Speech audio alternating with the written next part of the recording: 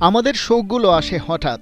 আমাদের শোক নিস্তব্ধ প্রান্তরে নয়, কলতানে মুখর জনপদে নামে। আমরা স্তব্ধ হই বারবার। প্রার্থনাই এখানে শেষ সম্বল। মাত্র কয়েক ঘন্টা আগেও সব ঠিক ছিল। পারভেজ হোসেন ইমনের ভেতরে কাজ করছিল আগের রাতেই পাকিস্তানকে হারানোর উন্মাদনা। সেই সাথে প্লেয়ার অব দ্য ম্যাচ হওয়ার উত্তেজনাতে হয়তো ঘুমটাই ঠিকঠাক হয়নি। কিন্তু কে জানতো বেলা খানিকটা গড়িয়ে যেতেই সব মিথ্যে মনে হবে।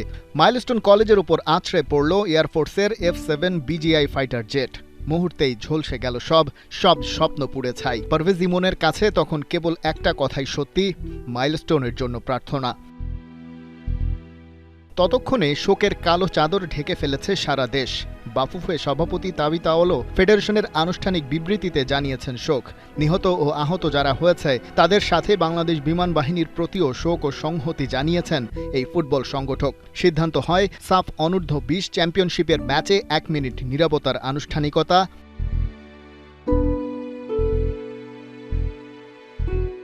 ততক্ষণে ঘোষণা হয়ে গেছে রাষ্ট্রীয় শোক।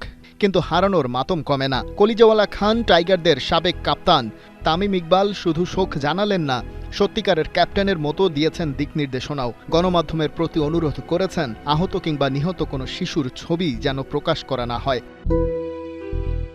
বাংলাদেশের সাবেক ক্যাপ্টেন মাশরাফি বিন মর্তুজার দেখা নাই অনেকদিন, তবে দেশের সব খবরই রাখেন। নিহতদের জন্য মাগফিরাত, আহতদের দ্রুত সুস্থ হয়ে ওঠার প্রার্থনায় সবাইকে শামিল হওয়ার আহ্বান জানিয়েছেন।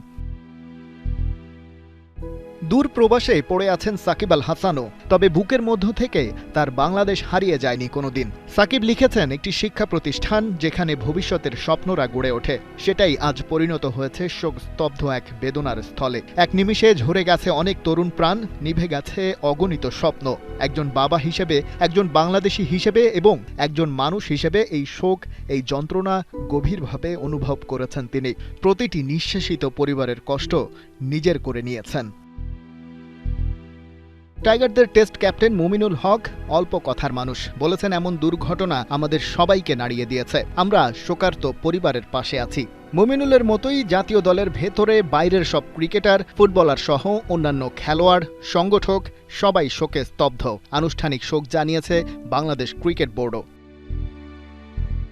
নয়া জামানার ডাক, আধুনিক যুগ, এসেছে নতুন শিশু, তাদের কোথায় আমরা ছেড়ে দেব স্থান। কিন্তু তারাই নিজ জায়গা ছেড়ে চলে গেছে। একটা অনাকাঙ্ক্ষিত দুর্ঘটনা, স্রেফ একটা দুর্ভাগ্য।